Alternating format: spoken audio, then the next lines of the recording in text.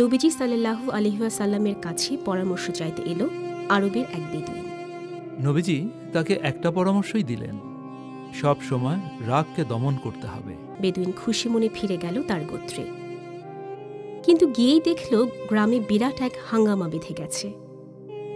তার গোত্রের এক ছেলে পাশের গোত্রের এক বাড়িতে হামলা চালিয়ে কিছু ডাকাতি করেছে। প্রতিশোধ হিসেবে তারাও এই গ্রামের কয়েক বাড়িতে হামলা চালিয়ে ডাকাতি করেছে। আর এতেই দুই গোত্রের মধ্যে লেগে গেছে বিরাট ঝগড়া। অবস্থা এমন যে উভয় পক্ষই যুদ্ধের জন্য প্রস্তুত। সবকিছু শুনে ওই বেদুইনও রেগে গিয়ে যুদ্ধের জন্য তৈরি হতে গেল।